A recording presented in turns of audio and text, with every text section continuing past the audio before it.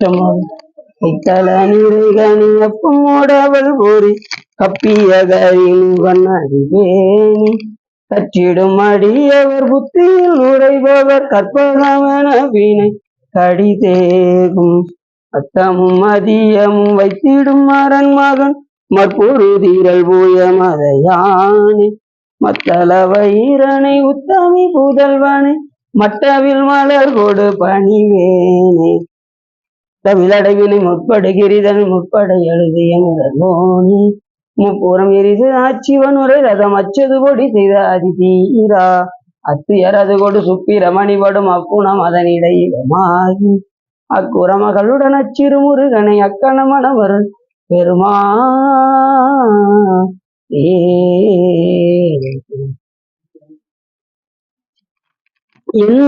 இஞ்சனக்கருள் தந்தையும் இந்தாகுலமானவை ஈத்தனையாள் கந்தா கதிர்வேலவனே உமையாள் மைந்தா குமரா மறைநாயகனே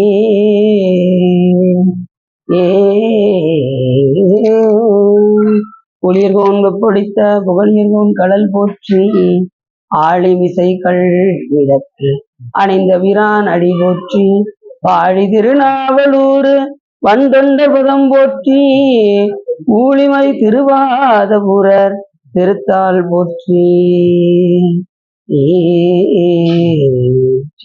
எல்லாம் அல்ல சிவகாமி எம்பலுடன் ஆகிய வல் வைத்தியநாத சுவாமியுடைய பெரும் கருணையினாலே நாம் தொடர்ந்து காஞ்சி புராணத்தில் என்று பாண்ட வீசப்படலாம் பற்றி பேசுவதற்கு திருவருளும் குருவர்களும் அடியாரர்களும் கொண்டிருந்தோம்.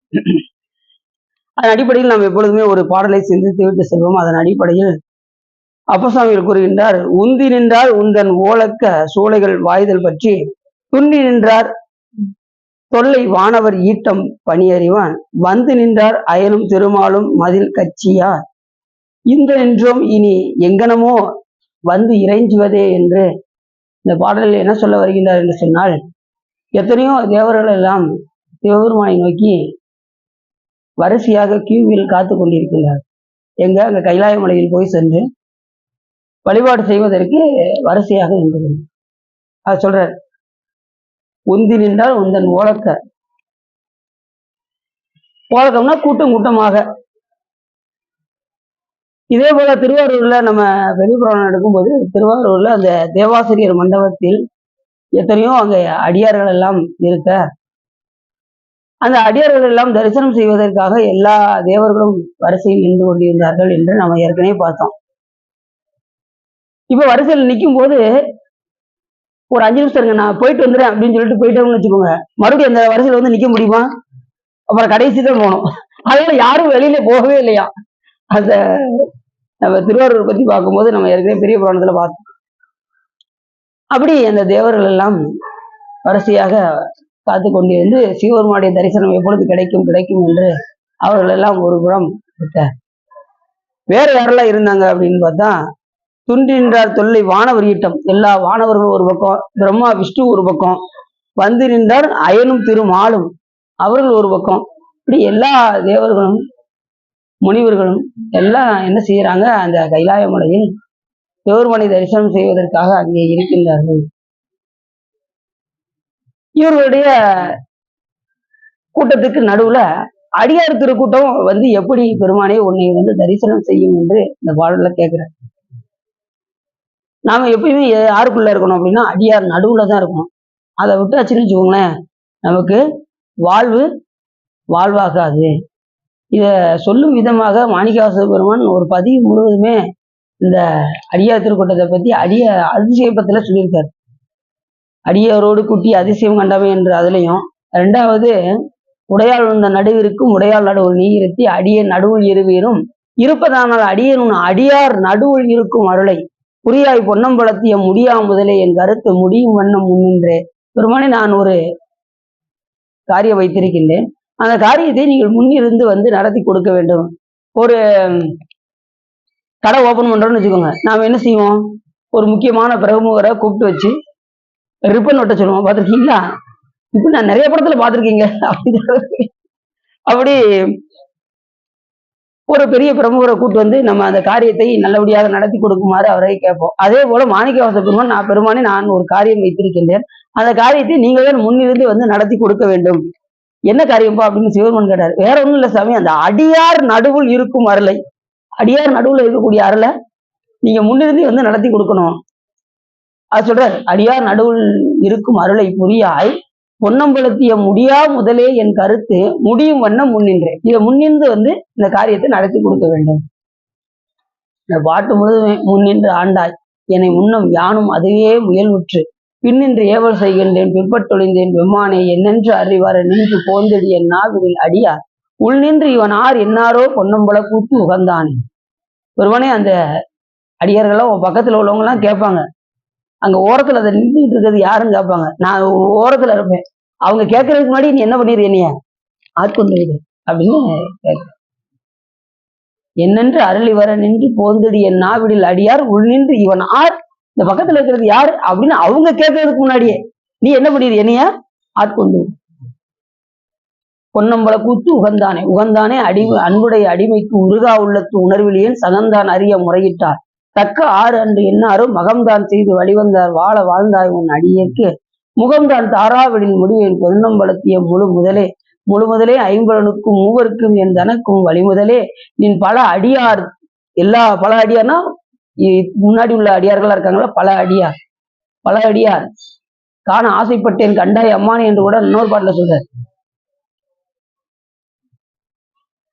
அன்புடைய அடிமைக்கு உருகா உள்ளத்து உணர்வின் சகந்தான் அறிய முறையிட்டால் தக்கார் அன்று என்னாரும் மகம்தான் செய்து வழிவந்தார் வாழ வாழ்ந்தார் உன் அடியருக்கு முகம்தான் தாராவடியில் முடிவேன் பொன்னம்பலத்திய முழுமுதலே ஐம்பலுக்கும் மூவருக்கும் என் தனக்கும் வழிமுதலே நின் பலகடியார் திரள் வான் குழுமி கெழுமுதலே உன் அருள் தந்து இருக்க இறங்கும் கொள்ளோ என்று அழும் அதுவே என்று மற்றியன் செய்கேன் பொன்னம்பலத்து அரசே பொன்னம்பலத்தாடும் அமுதே உன் அருள் நோக்கி இறைதேர் கொக்கத்து இரவு பகல் ஏசற்றிருந்தே வேசற்றேன் கரைசேர் அடியார் களி சிறப்ப காட்சி கொடுத்து உன் அடியேன்பாள் பிறை சேர்வாளை நெய் போல பேசாதிருந்தால் ஏசாரோ ஏசா நிற்ப என்னை உனக்கு அடியார் என்று பிறரெல்லாம் பேசா நிற்பர் யாரும் தானும் பேரா நிற்பேன் நின் அருளே தேசா நேசர் சூழ்ந்திருக்கும் திருவோலக்கம் சேவிக்க.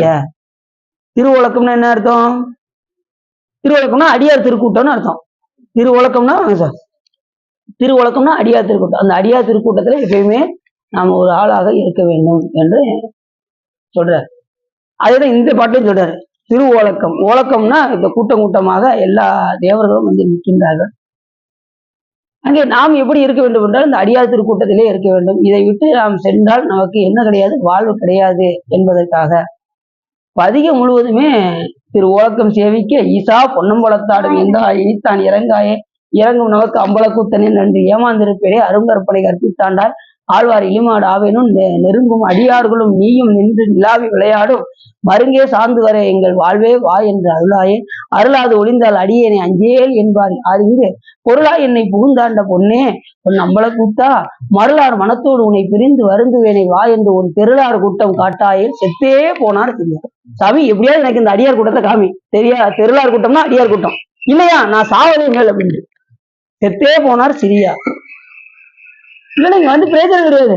அடியார் திருக்கூட்டத்தில் இல்லைன்னா பிறந்து பயன் இல்லாம போயிடும். அதான் சொல்றாரு மாணிக்கவாசகர், தெருளார் கூட்டம் காட்டாயே செத்தே போனார் சிரியார் சிரிப்பார் கழிப்பார் தேனிப்பார். ஏன் அப்படின்னா அந்த அடியார்கள் எப்படி இருப்பாங்கன்னா சிரிப்பார் கழிப்பார் தேனிப்பார் திரண்டு உன் திருவார்த்தை விரிப்பார் கேட்பார் மெச்சுவார் வெவ்வேறு இருந்து உன் திருநாமம் தரிப்பார் பொன்னம்பலத்தாடும் தலைவா என்பார் அவர் முன்னை நரிப்பாயினாயின் இருப்பேனும் நம்பி இனித்தான். என்ன சொன்னாரு, நிறைய என்ன செய்வாங்க, சிரிச்சு சாமியுடைய புகழை சொல்லி சிரிப்பார்கள் மெச்சுவார். சாமி பண்டி குட்டிக்கெல்லாம் பால் கொடுத்துட்டாரு அப்படின்னு அவருடைய இயல்பை எடுத்து விரித்து பேசுவார்கள் அடியார்கள்.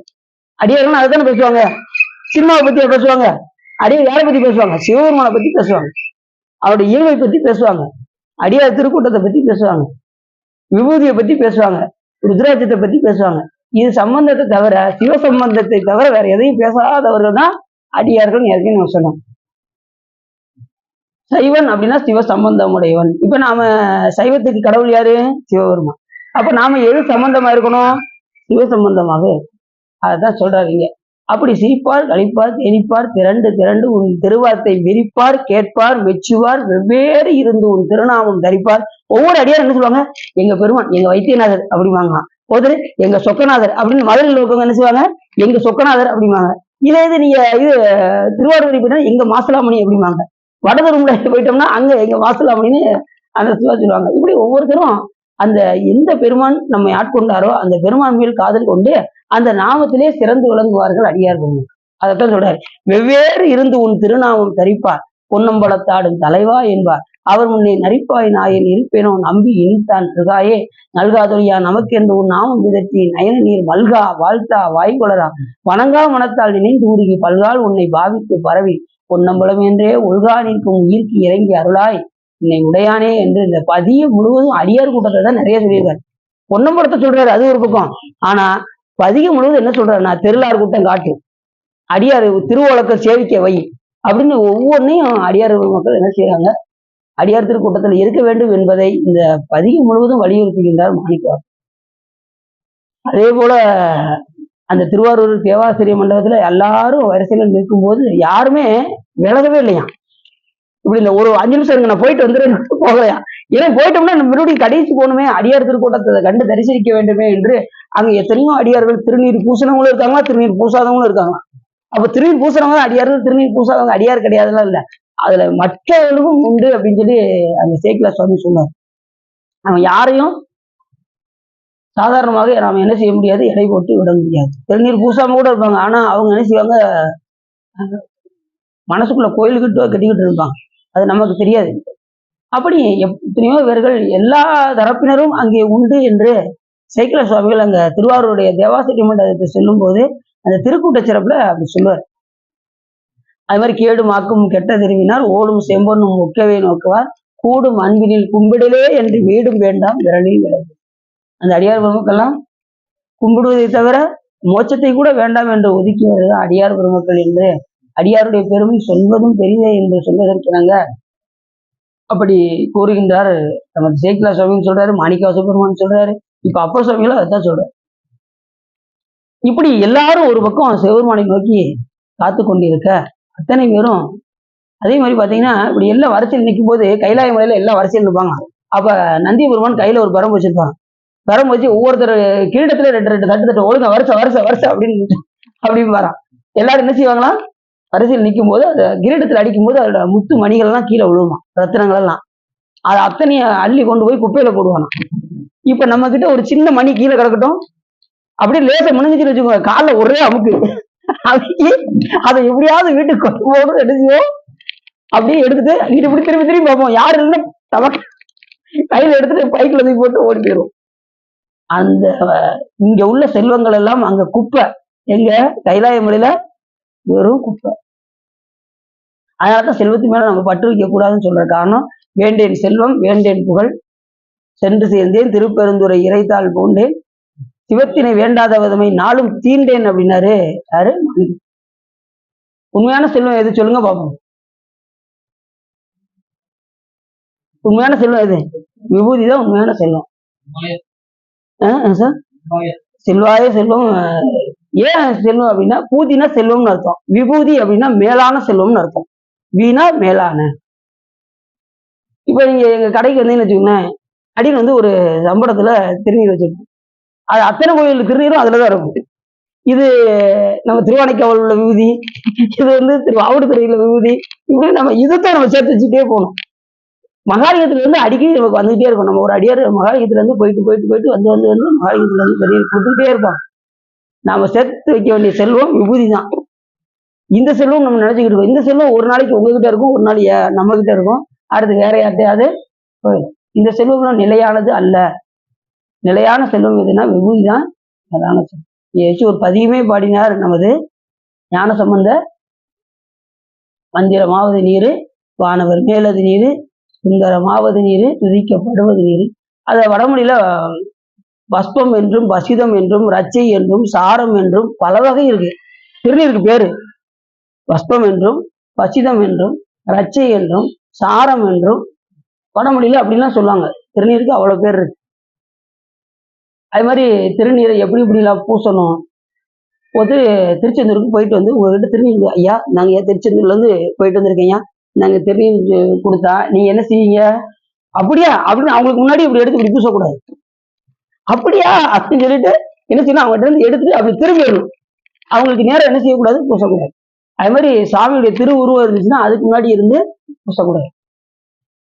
அது மாதிரி குருநாதருக்கு முன்னாடி திருநீர் பூசக்கூடாது, கொஞ்சம் தள்ளி போயிடணும்.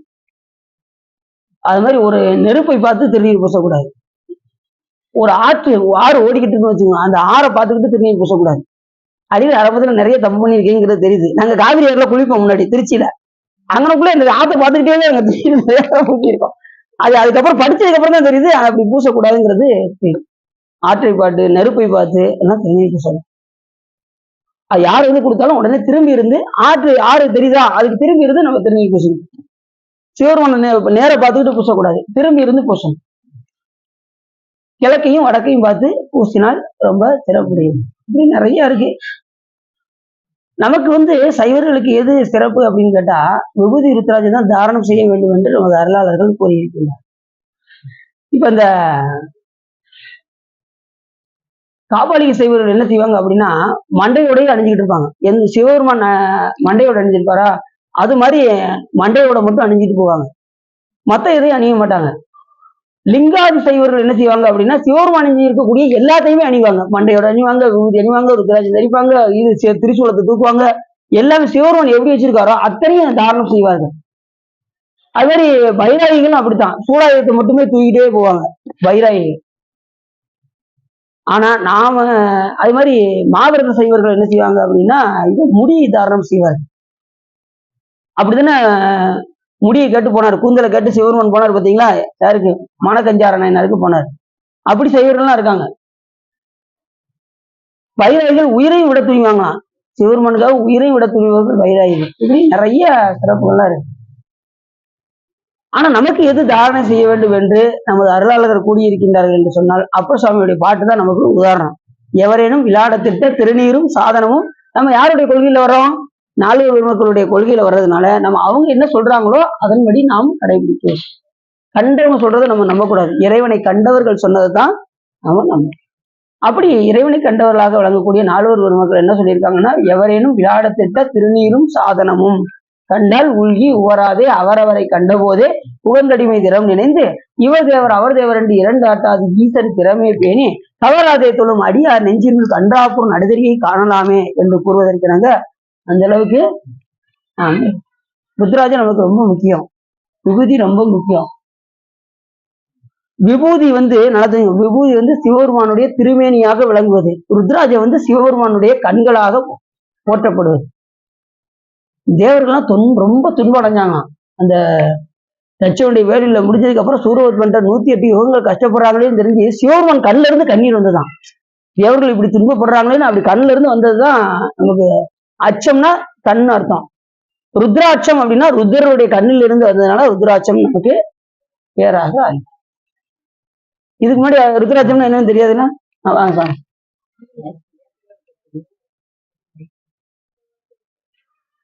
அப்படி ருத்ரன் அச்சம்னா கண்ணு, ருத்ராட்சம் அப்படின்னா ருத்ரருடைய கண்ணில் இருந்து வருவது. அப்ப விபூதி எப்படி பார்க்கணும், சிவபெருமானுடைய திருமேனியாகவும் ருத்ராட்சத்தை சிவபெருமானுடைய கண்களாகவும் பார்க்கணும். இப்படிதான் நம்ம அதே ருத்ராட்சம் எப்படின்னா அணிதல், பூசித்தல், ஜெபித்தல், இந்த மூன்றுக்கும் பயன்படுவது எது அப்படின்னா விபூதி.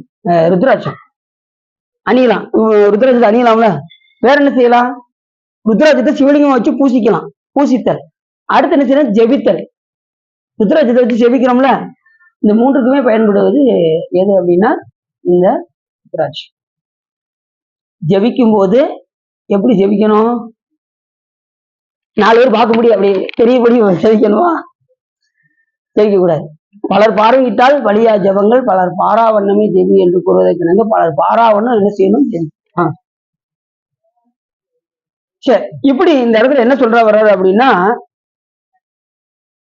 பெருமானே இப்படி எல்லா பேரும் இப்படி வரிசையில் நின்று கொண்டிருக்கின்றார்களே, இந்த அடியார் கூட்டத்துக்கு நீ எப்படி அருள் செய்வாய் என்று இந்த இடத்துல அப்பர் சுவாமிகள் கேட்கிறார். நேற்று வர முடியாம போயிடுச்சா, சரி சரி சரி, குரல் ஒரு மாதிரியே தெரியுது, மாத்திட்டாரு, நமக்கு நேற்று ரொம்ப சரி போயிடுச்சு. சரி, வந்து நின்றவன் எங்கனவே வந்து இறைஞ்சுவதே என்று இந்த இடத்துல அப்பர் சுவாமிகள் கேட்கிறார். இந்த அடியார் கூட்டம் இவங்க வந்து எப்படி வழிபாடு செய்யும் போது எப்படி பெருமானே நீ அருள் செய்வாய்? இத்தனை பேரும் கூட்டத்துல இருக்காங்களே, ஒரு பக்கம் திருமால் விஷ்ணு ஒரு பக்கம் இருக்காங்க, வானவர் கூட்டம்லாம் ஒரு பக்கம் இருக்கு. எல்லா தேவர்களும் இறைஞ்சி போற்றும் போது இந்த அடியார் திருக்கூட்டத்துக்கு நீ எப்படி அருள் செய்வாய் என்று இந்த பாட்டுல திரு நாவுக்கரசர் பெருமான் மிக அற்புதமா கேட்கிறார். இன்னைக்கு நம்ம பார்க்கக்கூடிய பாட்டுல வந்து பாண்டவேச படம். பாண்டவர்கள் யாரு? எல்லாருக்கும் தெரிஞ்சதுதான், மகாபாரதம். இது தெரியாதாங்க? பாண்டவர்கள் மகாபாரதத்துல வரக்கூடியவர்கள். பாண்டவர்கள் நல்லவர்கள், கௌரவர்கள் கெட்டவர்கள், அப்படித்தானே நமக்கு தெரியும். சரி, ஆனா எல்லாருமே சிவபூஜை பண்ணியிருக்காங்க. அதுதான் ரொம்ப ஆச்சரியம். கெட்டவராக இருந்தாலும் கூட துரியோதனை சிவபூஜை பண்ணியிருக்கு. எல்லாருமே சிவபூஜை பண்ணியிருக்காங்க. அது ரொம்ப சிறப்புடைய. பேரின்ப சாக்கியனார் கல்லடிக்கும் பேருதவுவார் தங்கும் வீரட்டகாச வரவிதுவார். நேற்று வீரட்டகாச குடலை பத்தி பார்த்தோம் பாத்தீங்களா? அந்த வீரட்டகாசத்துல அந்த சிவலிங்கத்தின் மேலதான் நமது சாக்கியனார் கல்லெறிந்தார். அது இப்ப இந்த இடத்துல சொல்றாரு. இதுல சொல்லாம அந்த வீரட்டகாச தளத்துல ஏற்கனவே சாக்கியனார் கல்லெறிந்து சிவபெருமானுடைய அருளை பெற்றவர் அப்படின்னு இந்த இடத்துல சொல்றாரு. சாக்கியனார் என்ன பண்ணாரு? வேற்று சமயத்துல இருந்தாலும் கூட பௌத்த சமயத்துல இருந்து என்ன பண்ணாரு? பல நூல்களை எடுத்து ஆராய்ச்சி பண்ணாராம். அதுல அவருக்கு ஒரு தெளிவு வந்தது. என்ன தெளிவு வந்தது அப்படின்னா, அதாவது வினை என்பது ஒன்று உண்டு, வினையை தரக்கூடிய வினைக்கு ஒரு பயன் ஒன்று உண்டு, அதை சேர்க்கக்கூடிய இறைவன் ஒன்று உண்டு, அது வினைக்கு பயன் உண்டு. வினை வினை வந்து வினை, அந்த வினை செய்யக்கூடிய உயிர், அடுத்து அந்த வினைக்குரிய பயன், அதை ஊட்டக்கூடிய இறைவன். இந்த 4 தான் உண்டு உலகத்துல. மெய்ப்பொருள் சிவன் என கண்டு உணர்ந்தாராம் யாரு? சாக்கிய நாயனார். விதித்த வகையால் மெய்ப்பொருள் சிவமே என்று உணர்ந்த சாக்கிய நாயனார் என்ன செய்தார் என்று சொன்னால், நல்ல படித்து தெளிவாயிட்டாரு. சிவபெருமான் தான் முழுமுதற் பொருள் என்று தெரிஞ்சதுக்கு அப்புறம் அவங்க மதத்துல இருந்துகிட்டே அந்த ஆடையை அணிந்து கொண்டே நித்தனும் வந்து சிவலிங்கத்தின் மேல் என்ன செய்தார்? சிவபெருமான் எதுனா மனதனால பாவித்தால் கூட அவர் ஏற்றுக்கொள்வார் என்பதை உணர்ந்து, அவங்க மதத்துல அவங்க கல்லெறிஞ்ச மாதிரி தான் தெரியும். ஆனா அவர் என்ன நினைச்சாரு? அந்த கல்லை பூவாக நினைத்து நித்தலும் அந்த பூ போடாம வந்து சாப்பிட மாட்டாராம். அப்படி ஒரு கொள்கையில இருந்தாரு சாக்கியன். அப்படி நித்தலும் ஒரு பூவை அந்த கல்லை எரிந்து வந்து சாப்பிடுவாரா? திடீர்னு ஒரு நாள் மறந்து போய் உட்கார்ந்து சாப்பிட போனாரு. ஆகா, கல்லெறிய மறந்துட்டோமே மறுபடியும் எதிர்த்து என்ன போனாரா? அந்த கல்லை தூக்கி எரிந்து அந்த நித்தலும் செய்யக்கூடிய அந்த நியமத்தை கடைபிடித்துதான் அதுக்கப்புறம் வந்து சாப்பிட்டாராம். உடனே சிவபெருமான் விடைவாகனத்துல காட்சி கொடுத்து, அவர் எண்ணிலை நின்றாலும் எக்கோலம் கொண்டாலும், இவருக்குதான் சேக்கிழார் சொன்னாரு. இந்த பாட்டு யாருக்காக சொல்லப்பட்டது? சாக்கி நன்னருக்காக சொல்லப்பட்டது. எண்ணிலை நின்றாலும் எக்கோலம் கொண்டாலும், அவர் கோலம் வந்து வேணா மாறுதலாக இருக்கும், ஆனா அவர் எண்ணம் முழுவதும் சிவபெருமானிடம் மட்டுமே இருந்தது என்பதை, எண்ணிலை நின்றாலும் எக்கோலம் கொண்டாலும் மன்னிய சீர் சங்கரன் தாள் மறவாமை பொருள் என்றே துண்ணிய வேடம் தன்னை துறவாத தூய சிவம் தன்னை மிகும் அன்பினால் மறவாமை தலைநிற்பார். சங்கரனால் மறக்காம நித்தலும் ஒரு கல்லை எடுத்து என்று சிவபெருமானுடைய அருளை பெற்றார் என்று நம்ம அதை பார்க்கிறோம். அப்படி வார்தங்கும் வீரட்டகாச வரவிதுவாள் சீர்தங்கு தென்பால் திரு பாண்டவீச்சரமாம் கார்தங்கும் இஞ்சி கடிகரம் கட்டுரைப்பாம் என்று அடுத்து இந்த பாண்டவேஸ்வரத்தை பத்தி கூறுகின்றேன் என்று சொல்லி, தர்மம் பயந்த தனையன் முதல்வோர் உலகெங்கும் காட்டின் ஓமச முனிவர் ஆதித்து இரு முனிவர் தம்மோடு தீர்த்தமெல்லாம் ஆட கருதி நடந்தார் கரையாத காதல். அந்த காலத்துல பாண்டவரோடு சேர்ந்து உரோமச முனிவர், தர்மர், அவருடைய தமையர்கள் எல்லாரும் சேர்ந்து என்ன செஞ்சாங்களாம்? தீர்த்த யாத்திரை செல்வதற்காக. அந்த உரோமச முனிவர் யாருன்னு நல்லா தெரிஞ்சுக்கணும். அவர் உடம்பெல்லாம் உரோமமா இருக்கும். உரோமச முனிவர் எப்படி பாருன்னா, அவருடைய உடம்பெல்லாம் முடியா இருக்கும். இவர் பிரம்மாவுக்கு ஆயுள் காலம் 7,02,00,000 வருஷம் அவருடைய ஆயுள் காலம். யாருக்கு? 7 கோடி 3 லட்சம் 2 லட்சம் அவருக்கு ஆயுள் காலம். அவ்வளவு வருஷம் அவர் வாழ்வாரு. ஆனா ஒரு பிரம்மாவுக்கு 434 கோடி வருஷம் வெறும் 1/2 நாள். அப்ப எத்தனை கோடி வருஷம் அவர் வாழ்வாருன்னு நீங்க யோசிச்சு பார்த்துக்கோங்க. அதுலயும் 7 கோடியும் 2 லட்சம் அவரு வாழ்நாடு. அப்படி இருக்கும்போது இவருக்கு ஒரு ரோமம் உதிருமா? யாருக்கு? இந்த ரோமச முனிவருக்கு ஒரு பிரம்மாவுடைய ஆயுள் காலத்துல இவருக்கு ஒரு முடி உதிருமா? ஒரு முடி உதிர்ச்சுன்னா ஒரு பிரம்மாவுடைய ஆயுள் காலம் அவருக்கு முடியுதுன்னு அர்த்தம். அப்ப அவ்வளவு பெரிய சிறப்பு யாருக்கு? இந்த ரோமசம். இப்ப அவருடைய எல்லா முடியும் உதிர்ச்சுன்னா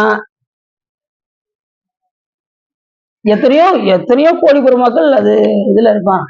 அந்த அளவுக்கு ஒரு சிறப்புடைய ஒரு முனிவர் இந்த ரோமச முனிவர். இப்படி இந்த உரோமச முனிவர் யாருக்கு துணை போனார் அப்படின்னா பாண்டவரோடு சேர்ந்துதான் அவர் என்ன செஞ்சிருக்காரு, தீர்த்த யாத்திரையை மேற்கொண்டிருக்கின்றார். தீர்த்த யாத்திரை ரொம்ப ரொம்ப முக்கியமான யாத்திரை. தீர்த்த யாத்திரை அது ஏன் அப்படின்னா தீர்த்தமாகவே சிவபெருமான் விளங்கி தோன்றுகின்ற காலத்தினால்.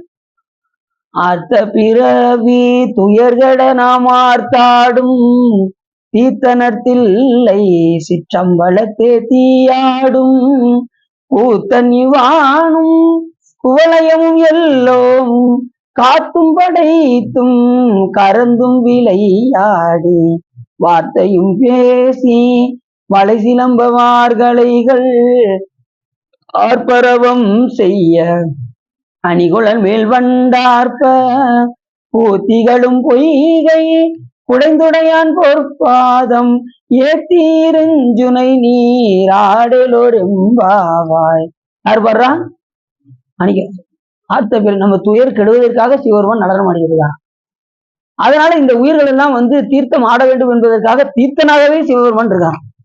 தீர்த்தனால் தில்லை சிற்றம்பலத்தே தீயாடு கூத்தனி வானும் குவலையும் இல்லவும் காத்தும் படைத்தும் கறந்தும் விளையாடி. சாமிக்கு நமக்கு பிறை கொடுத்து அவருக்கு ஒரு விளையாட்டு மாதிரி தானா.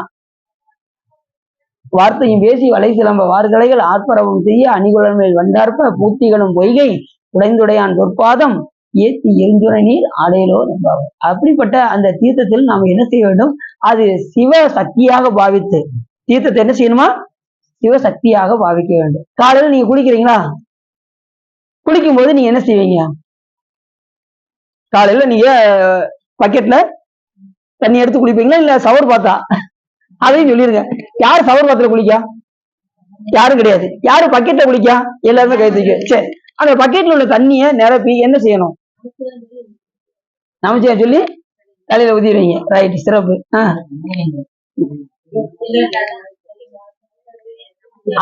அத சிவகங்கையாக பாவிக்க வேண்டும். ஆமா, சிவகங்கையா பாவித்து அதுல நமச்சிவாயன்னு எழுதி அப்படியே பஞ்சாட்சரத்தை அதுல தண்ணீர்ல எழுதி நமச்சிவாயன்னு எழுதி என்ன செஞ்சிருங்க, அதை சிவகங்கையாக பாவித்து சாமியை நினைந்து என்ன செய்யணும், நம்ம குளிக்க வேண்டும். அது உடம்பில் உள்ள அழுக்கை மட்டும் போக்காமல் உயிருக்குரிய அழுக்காக விளங்கக்கூடிய ஆணவ மலத்தையும் அது கழுவும். நீங்க சாதாரண தண்ணி ஊத்துனீங்கன்னா உடம்புக்கு தான் போகும்.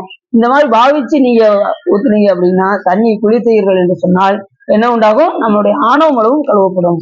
அதனாலதான் அந்த பாட்டுல சொல்றாரு, மலம் கழுவுதா அப்படின்னு அந்த பாட்டுல சொல்றாருல்ல, ஆர்த்த பிறவி துயர்கட நாம் ஆர்த்தாடும் தீர்த்தனத்தில்லை சிற்றம்பலத்தே தீயாடும் கூத்தனி வானும் குவளையும் எல்லாவும் காத்தும் படைத்தும் கறந்தும் விளையாடி வார்த்தையும் பேசி வளை சிலம்ப வார்கலைகள் ஆர்ப்பரவம் செய்ய அணிகுழல் மேல் வண்டார்ப்ப பூத்திகளும் பொய்கை குடைந்துடையான் பொற்பார். அப்படிப்பட்ட பெருமானை நாம் ஏத்தி இருஞ்சுரை நீர் ஆடையிலோர் எம்பாவை என்று சொல்வதற்காக நம்முடைய மலத்தை கழுவுவதற்காக சாமி எப்படி இருக்காரு, தீர்த்தனாகவே இருக்காரு. அதனால அப்ப சொன்ன அத்தா உன் அடியனை அன்பாளாத்தாய் அருள் நோக்கி தீர்த்த நீர் ஆட்டிக்கொண்டார். எத்தனை நீ அரிய நீ எளியானா என்னை ஆண்டு கொண்டு இறங்கி ஏன்று கொண்டார். எப்படி பாட்டு, இந்த பாட்டை நான் அன்னைக்கு உங்கள்கிட்ட சொன்னேன், இந்த பாட்டை மனப்பாடம் பண்ணுங்க அப்படின்னு. அப்பா சுவாமிகளுடைய பாடல்.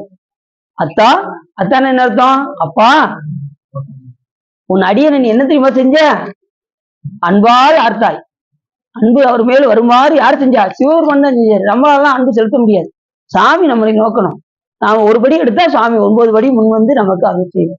அத்தா உன் அடியேனை அன்பால் ஆர்த்தாய் அருள் நோக்கில் தீர்த்த நீராட்டி கொண்டாய். பெருமானே உன்னுடைய பார்வையாலே என்னுடைய ஆணவலத்தை நீ கழுவினாயே. என்ன சொன்னாரு, பெருமானே உன்னுடைய அருட்பார்வையினால் என்னுடைய ஆணவ மலத்தையே கழுவுகின்றாயே என்று இந்த இடத்துல சொல்லு. அத்தா உன் அடியேனே அன்பால் ஆர்த்தாய். அன்பால் ஆர்த்தது மட்டும் இல்ல, உன்னுடைய அருட்பார்வையால் என்னுடைய ஆணவ மலத்தை நீ கழுவினாய். அருள் நோக்கில் தீர்த்த நீர் ஆட்டிக்கொண்டாய். எத்தனை அரியை நீ எளியானாய். பெருமானே யாருக்கும் காண கிடைக்காத கடவுள், 33 மற்ற ஒளிந்த தேவரும் காணாத சிவபெருமான் எனக்காக எளிமையாக நீ என்ன செய்தாய், என்னை ஆட்கொண்டாய்.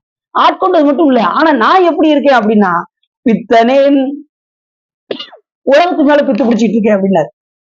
பித்தனேன், வேற என்ன, பேதையேன், ஒன்றுக்கும் ஆகாதவன், பேயேன், ஒரே உலக பைத்தியம். பேய்க்கு என்ன பைத்தியம் பிடிக்கும், யார் வழியாவது போய் உள்ள புகுந்துக்கிட்டு அதன் வழியாவே நடக்கும். எனக்கு என்ன பேய் பிடிச்சிருக்குன்னா அந்த உலகத்துக்கு மேலேயே பேய் பிடிச்சிருக்கு. பேயேன், நாயேன், நாயிட்ட இருக்கிற கூட 2 விட எனக்கு சாமி பித்தனேன் பேதையேன் பேயேன் நாயேன் பிழைத்தனைகள் எத்தனை எத்தனை பிழை செஞ்சேன் சாமி. ஒரு பிறவி 2 பிறவியா நான் செஞ்சேன். ஒவ்வொரு பிறவிலையும் நான் தவறு செஞ்சுக்கிட்டே தான் இருக்கேன். பித்தனேன் பேதையேன் பேயேன் நாயேன் பிழைத்தங்களை எத்தனையும் பொறுத்தா என்று. நீ பொறுக்கலைன்னா நான் இப்படி வந்து வழிபாடு செய்ய முடியுமா சாமி அப்படின்னாரு. அது அப்புறம் சாமி பிழைத்தனர்கள் அத்தனையும் பொறுத்தா என்று இத்தனையும் எம்பரமோ பெருமானே எனக்காகவா சாமி இப்படி செஞ்ச. பித்தனின் பேதையன் பேயன் நாயன் பிழைத்தனர்கள் எத்தனையும் பொறுத்தா என்று இத்தனையும் எம்பரமோ ஐயா ஐயோ என் பெருமான் திருக்கருணை இருந்தவாறே என்று பதியத்துல அவ்வளவு அருமையா சொல்றாரு. அத்தா நடியேனே எப்படி அர்த்தாய் அன்பால் அருள் நோக்கில் தீர்த்த நீர் ஆட்டிக்கொண்டார். எத்தனை அரிய நீ எளிய யானா என்னை ஆண்டு கொண்டு இறங்கி எத்தனை சொல்ற ஆண்டு ஆண்டு கொண்டு இறங்கி என்று கொண்டார். 4 வகையா சொல்றாரு. ஆண்டு கொண்டு இறங்கி என்று கொள்றார். இப்படி எத்தனை வகையான சொல்றாரு. ஆண்டை மட்டும் போதாது, அருள் செய்யணும். அதுதான் ரொம்ப முக்கியம். இப்ப அடியாரு ஏத்துக்கிறது பெருசு கிடையாது, அது கடைசி வரைக்கும் நிலைபெற்று இருக்குமாறு செய்யணும். அதுதான் முக்கியமான பாயிண்ட். எனக்கே ஒரு நாள் வந்தோம் போனோம் அப்படின்னு இல்லாம எப்பயுமே அவர்கிட்டே இருக்கிற மாதிரி செய்வது யாருன்னா சிவபெருமான் ஒருத்தர் தான் செய்யணும். அவரை நோக்கி வர வேண்டும் என்றால் யாருடைய அருள் வேணும்? சிவபெருமானுடைய அருள் வேணும். இல்லைன்னா இந்த பக்கம் நம்ம வர முடியாது. அவர் தான் நம்மளை ஈர்க்கணும். அதனால என்னாரு இந்த பதிகம் முழுவதும் சொல்றாரு. மாணிக்கவாச பெருமானும் சொல்றாரு, நீ என்னை என்ன செய்ய பற்றுமாறு அடியனேற்கு அருள் பூசனை உகந்து என் சிந்தையில் புகுந்து பூங்கலல் காட்டிய பொருளே அப்படின்னா அவர் தான் நம்ம என்ன செய்யணும்? பற்றுமாறு நமக்கு. இப்படி எத்தனை பிறவியில ஒவ்வொரு பிறவியில நான் எவ்வளவு தவறுகள் செய்தாலும் பெருமானே என்னை அந்த தவறுகளில் இருந்தெல்லாம் பிழையெல்லாம் பொறுத்து, ஏன்னா பிழையை பொறுக்கக்கூடிய ஒரே பெருமான் சிவபெருமான் ஒருத்தர் தான். ஆனா அடுத்து செய்யாம இருக்கணும், அவ்வளவுதான். பொண்ணும் மெய்ப்பொருளும் தருவானை போகமும் திருவும் புணர்ப்பானை பின் இந்த பிழை பொறுப்பானை பிழையெல்லாம் தவிர பணிப்பானை பின்ன தன்மையை நின்று அறிவொன்னா எம்மானை எளிவந்த பிரானை அன்னம் வைகும் வயற்பலனத்தனி ஆரூரானை மறக்கலும். அதனால தீர்த்த யாத்திரை ரொம்ப இனிமே தீர்த்தத்தை பார்த்தா என்ன தோணணும்? நான் அன்னைக்கே சொன்னேன், குளத்துக்கு போனா தீட்சை எடுத்த அடியார்கள் என்ன செய்யணும் அப்படின்னு சொன்னேன். யாராவது கரெக்டா சொல்லுங்க பார்ப்போம். போய் ஸ்நானம் பண்ணணும். போய் ஓம் ஆத்மதத்வாய சுதா கையில அந்த தண்ணி அப்படி எடுத்து ஓம் ஆத்மதத்வாய சுதா ஓம் கவசாயனம் ஓம் வித்யாதத்வாய சுதா ஓம் கவசாயனம் ஓம் சுகதத்வாய சுதா கவசாயம் கழுவி சொல்லிட்டு சுவாசனமோ சிவமுக்கியம் ஓம் சமம் சத்தியமுக்கியம் வித்யாதம் நேத்திரப்பியனும் சிவாயனமோ ஓம் யுதாயனமோ சரசாயனமோ சிகாயனமோ கவசாயனமோ ஓம் கவசாயனமோ. அடுத்து இது மாதிரி சொல்லி அந்த ஆத்மதத்தி எல்லாம் இதெல்லாம் செஞ்சு அதரை சுத்தி அதுக்கப்புறம் தொடுமுடம் சொல்லிட்டு அது இதை மட்டும் செஞ்சா கூட நீங்க போதும். அந்த 3 இது மட்டும் செஞ்சா கூட இது இந்த ஸ்நானம் மட்டும் பண்ணிட்டு அஸ்திராவசத்து 3 தடவை தலையில தண்ணியை தெளிச்சுட்டு ரொம்ப அவசரம்னா கூட இதையாவது செஞ்சிடணும். ஓம் அஸ்திராய அவசரம் சொல்லி தலையில தண்ணியை தெளிச்சுட்டாவது என்ன செஞ்சிடணும்? உள்ள போய் வழிபாடு நம்மளை சுத்திப்படுத்திட்டு தான் சாமி கிட்ட போகணும். ஏன்னா அது வந்து சுத்த பொருள். எது? சாமி வந்து சுத்த பொருள், நாம வந்து அசுத்த பொருள். அதனாலதான் இது ஜோதியை தீவனை கட்டி கொண்டு வராங்கல்ல, கொண்டு வரது நம்ம ஏன் போய் தொடக்கூடாதுன்னு. நெருப்பு வந்து ஜோதி, அது வந்து சிவம். அதை போய் நம்ம என்ன செய்யக்கூடாது? தொடக்கூடாது. சிலர் பார்த்தீங்கன்னா மேல போய் இப்படி கையை வச்சு கையில போயிடும். சிலர் போய் அப்படி மேல அப்படி என் கையை பார்த்தீங்களா எவ்வளவு கருப்பா இருக்கு பார்த்தீங்களா, அப்படி மேல நாங்களாம் தொட்டுருவோம் அப்படிவாங்க. அப்படி தொடக்கூடாது. சாமியை போய் அப்படி தொடக்கூடாது. அதை தட்டதான் கும்பிடணும். நான் அப்படி சொல்லியுமே என்ன செய்யறாங்க, சிலர் தட்ட அந்த மேலதான் கும்பிடுறாங்க. தீவனை கொண்டு வரும்போது மேலதான் கையை வைக்கிறாங்க. அந்த தட்டதான் இல்ல, நான் அடின்னு சொல்லியுமே சில பேர் அப்படிதான் செய்யறாங்க. நான் அடியில பாக்குறேன், இல்ல தீவனை கொண்டு வரோம்ல, நம்ம இதுலயே என்ன செய்யறாங்கன்னா மேல தொடுறாங்க. கீழே அந்த தட்டை வந்து திருவடியாக பாவித்து, மேல உள்ள ஜோதி சாமி, கீழே உள்ள தட்டு கீழே வந்து திருவடியாக பாவித்து அதை தான் தொட்டுக்கணும். ஜோதி நம்ம அசுத்த உடம்பை கொண்டு சாமி என்ன செய்ய முடியாது? தொட முடியும். அது மாதிரி எந்த மூர்த்த குத்தி ஏன் தொடக்கூடாதுன்னு சொல்றாங்க அப்படின்னா, அதெல்லாம் சுத்தமாக இருக்கக்கூடியது. நாம அசுத்த உடம்பை கொண்டு நாம அதை வந்து தொடக்கூடாது. அதுக்காக தான் எந்த விக்கிரங்களையும் தொடக்கூடாதுன்னு சொல்ற காரணம் அதுதான். உங்க வீட்டுல நீங்க என்ன வேணாலும் படிக்கலாம், ஆனா திருக்கோயில்ல வந்து பராத்தத்துல வந்து எந்த மூர்த்தத்தையும் அந்த நிழல் கூட நம்ம மேல படக்கூடாது. அதுக்காக என்ன செய்யறாங்க, கேட்டு போட்டு வச்சிருக்காங்க. உள்ள அந்த நிழல் பட்டுரும் அப்படின்னு சொல்லி கேட்டு போட்டு வச்சா நம்மளால அதை கேட்டையும் தாண்டி உள்ளே போய் என்ன செய்யறாங்க.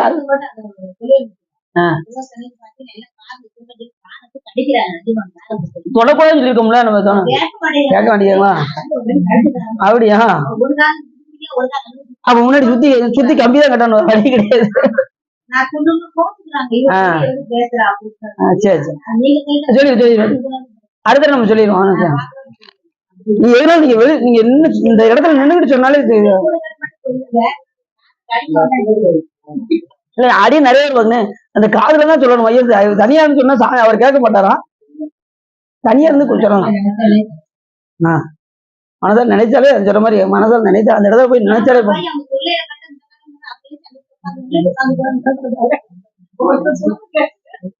சரி.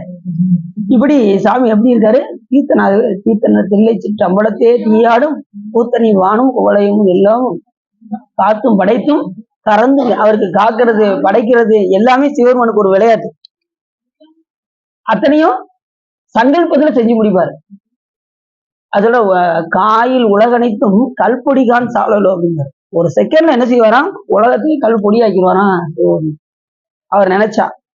ஆனா அப்படின்லாம் நினைக்க மாட்டார். நீங்க கவலைப்படாதீங்க, உலகத்தை அழிச்சிருவாரோ அப்படின்னா பயப்பட வேண்டாம். அவர் எப்பயுமே கருணையே வடிவானவர். நாளுக்கு நாள் அவர் மேல நம்ம அன்பு கொஞ்சம் கொஞ்சமா செலுத்திக்கிட்டே இருக்கணும். திருக்கோயிலுக்கு தினசரி வாங்க, அவர் வழிபாடு பண்ணிக்கிட்டே இருங்க, திருத்தொண்டு செய்யுங்க. சிவருமானுடைய அருளை எளிமையாக பற்றுங்க. அவர்கிட்ட எளிமையா நான் ஏற்கனவே இந்த வள்ளி திருக்கோயிலுக்கு சொன்னேன். ஒண்ணு நாம இறைவனை தேடி போற ஒரு நிலை, இன்னொன்னு இறைவனை நம்மளை தேடி வர்ற ஒரு நிலை. எது பெஸ்ட் சொல்லுங்க பார்ப்போம். நாம சாமியை நோக்கி போறதா இல்ல சிவரும் நம்மளை நோக்கி வர்றதா? அப்ப அதுக்கு என்ன செய்யணும்? அவர் நம்ம நோக்கி வரணும், என்ன செய்யணும்? தொண்டு செய்யணும். தொண்டு செஞ்சு சிவருமன் நம்மளை நோக்கி வந்துருவார். அப்படிதான் வள்ளியை நோக்கி முருகப்பெருமன் ஓடி வந்தாரு. துரத்தி துரத்தி காதல் பண்ணாரு. ஏன்னா வள்ளியுடைய தவம் அப்படி, வள்ளியம்மையுடைய தவம். குடிச்ச சுடுந்தத்தை குடிச்சிருக்கு.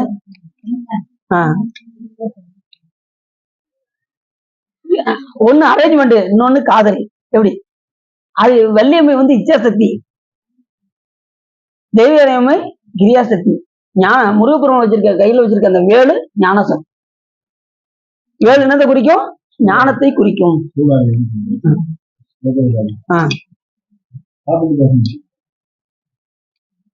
ஞானவாள் ஏந்தும் மையர் நாத பறையறை மின் மானமாயேறும் மையர் மதிவெண் குடை கவிமின் ஆன நீற்று கவசம் அடைய புகுமின்கள் வானவூர் கொள்வோம் நாம் மாயப்படை வாராமே.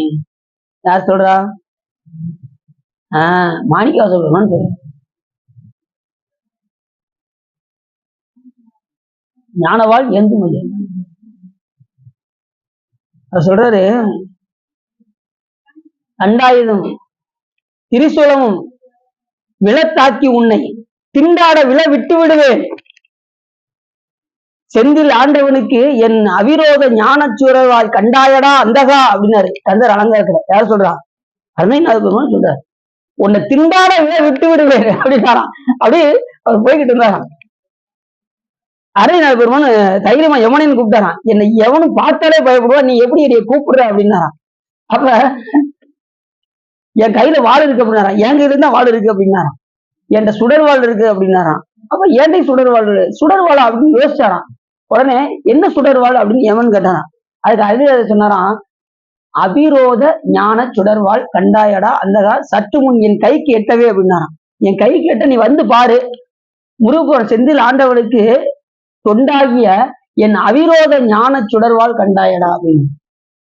ஏன்னா எந்த உயிரின் மேல நம்ம பகைமைக்குள்ளாத நட்பு யார்கிட்ட இருக்கோ அங்க பக்கத்துல எவன் வரமாட்டான் அப்படின்னு. நம்ம யாருமே என்ன செய்யக்கூடாது? பகைமையாக பகைமை இல்லாம இருந்தோம்னா யாரும் வரமாட்டா. இன்னொன்னா, இந்த உலகத்துல நீங்க யார பகைமையா நினைக்கிறீங்களோ அந்த பகைமைக்கு ஒரு பிறப்பு வரும் என்பதை மறந்துடக்கூடாது. இதை யார் சொல்றாரு? பட்டினத்தார் சொல்றாரு. யாரையாவது பகைமையா நினைச்சு அவங்க கருன்னு என்ன செய்யக்கூடாது? அவங்க பழி வாங்கணும்னு நினைக்க கூடாது. பிடிக்கலன்னா ஒதுக்கிட்டு கூட போயிடலாம், தப்பு கிடையாது. ஆனா என்ன செய்யக்கூடாது? அவங்கள பழி வாங்கணும் அப்படிங்கிற எண்ணம் மட்டும் இருக்கவே கூடாது. இது அவங்களுக்கு எல்லாம் சிவருமன் திருவருள் அப்படி இந்த பிறவியில் அவங்க கூட சேர விடலையா, ரைட் அப்படின்னு ஒதுக்கிட்டு நம்ம வேலையை பார்த்துக்கிட்டே இருக்க வேண்டியது. அவங்க வேலையை பார்த்துக்கிட்டே இருக்கு. யாரு தவறு செய்யறாங்களோ அவங்களுக்கு சாமி பாதுகாரு, நம்மளுடைய வேலை அது கிடையாது. இது அவங்களுக்கு. அதனாலதான் ஏதாவது இந்த பாட்டை சொன்னாரு, 2000 திரிசூலம் கண்டு உன்னை விழத்தாக்கி உன்னை திண்டாட விழ வெட்டி விடுவேன். செந்தில் வேலவனுக்கு தொண்டாகி என் அவிரோத ஞான சுடர்வாள் கண்டாயடா. அந்தகா, அந்தகன்னா என்ன அர்த்தம்? யமன் அர்த்தம். ஒவ்வொருத்தரையும் அந்தத்தை சிவன் முடிவை தருவன் யார் அப்படின்னா, ஆதினா தொடக்கம், அந்தம்னா முடிவு. அந்த முடிவை தருவது யாருன்னா யமன். இப்ப இறக்குற நேரத்துல ரொம்ப அவஸ்தைப்படுறாங்கல்ல, ரொம்ப தாங்க முடியாத துன்பம் வருதுல்ல, அவங்கள கன்ஃபார்ம் பண்ணிடலாம். அதை யமன் தான் தூக்குறாங்கிறத கன்ஃபார்ம் பண்ணிடலாம். அது வரும்போது ரொம்ப கோவத்தோட பாசக்கரை இருக்கணும், கழுத்தை பிடிச்சி ஒரு இறுக்கி கொண்டு போயிடலாம். பேசவே முடியாது அந்த நேரத்துல.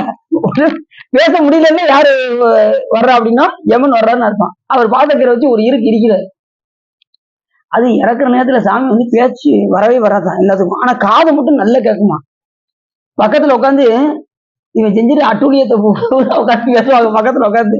ஏண்டா கொஞ்சம் அட்டுழியமாடா நீ பண்ணுன அப்படின்னு அவன் எதிர்த்து சத்தம் போட முடியாது, அங்க கழுத்து இருக்கிறோம். என்னன்னு அவன் எதிர்த்து பேசணும்னாலும் பேச முடியாது.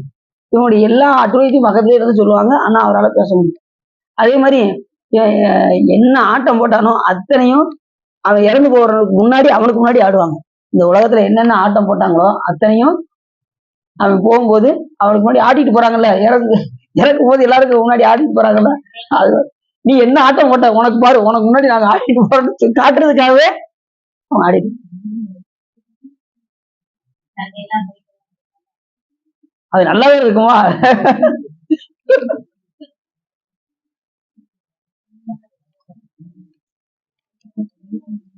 இதெல்லாம் உணர்த்துற பழக்கம்.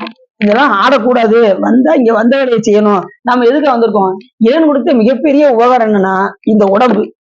சாமி கொடுத்த மிகப்பெரிய கருணை என்னது? இந்த உடம்பு. இந்த உடம்பை கொண்டு இறைவனுக்கு பணி செய்து நாம் இந்த பிறவியிலிருந்து நீத்து இறைவனிடம் போய் சேர வேண்டும். அதுக்குதான் சாமி இந்த பிறப்பை நமக்கு.